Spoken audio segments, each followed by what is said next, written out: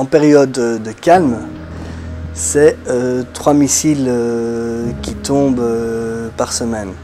Des amis qui vont travailler dans les champs et en un coup il y a des snipers qui leur tirent dessus. Tu peux pas t'habituer à avoir constamment une menace de mort sur toi. Tu apprends à vivre avec, tu apprends à gérer ce stress.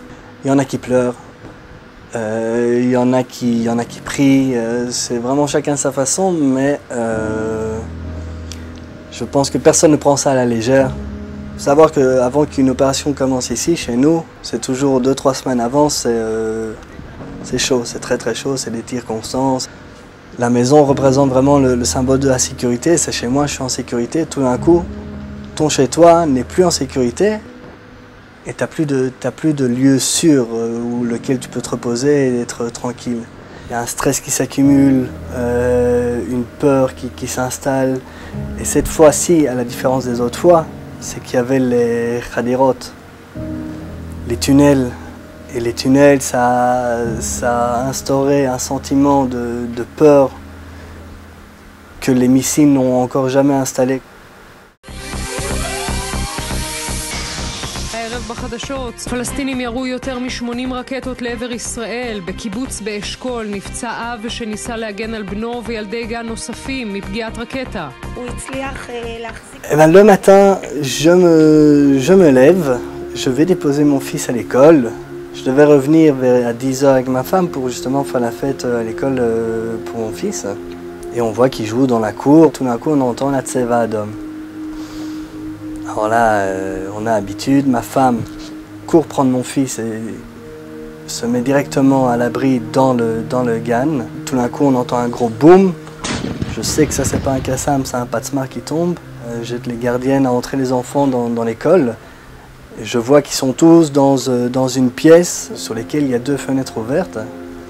Et c'est là que je leur dis, bon allez, faut bouger là, faut bouger, faut venir plus, faut s'éloigner des fenêtres. Pendant que je vous dis ça, il y a des tirs qui continuent à tomber, hein. Les Patsmar, les mortiers qui tombent, c'est pas juste un boom, c'est tout le sol qui tremble. Tu trembles avec, c'est intense.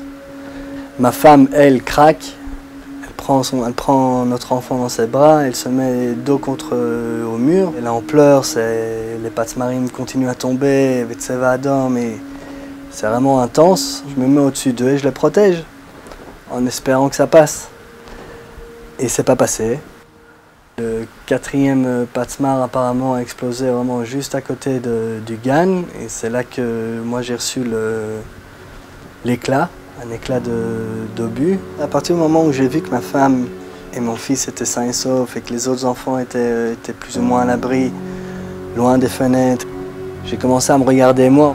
J'ai vu qu'il y avait une belle grosse flaque de sang là, j'ai commencé à toucher pour voir d'où l'hémorragie sortait. Et après, l'infirmier du kibbutz est venu, m'a fait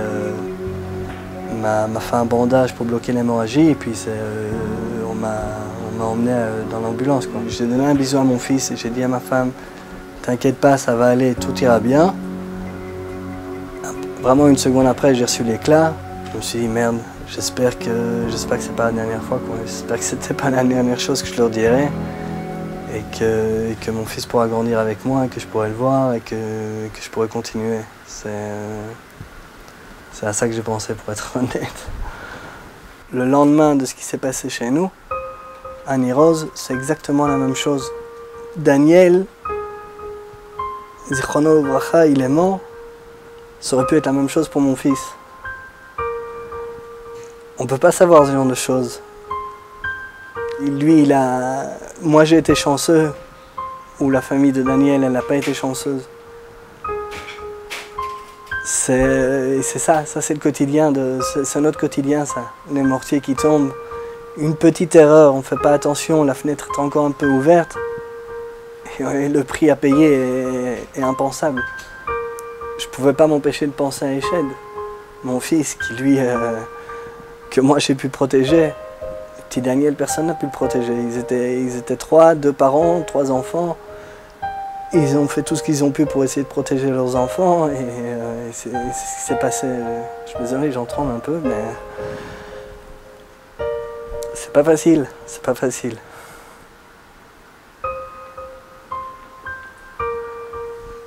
Il faut vraiment que les gens prennent conscience que les gens qui habitent dans Otefaza ont une menace constante, que ce soit à travers les tunnels, que ce soit à travers les tiftoufim.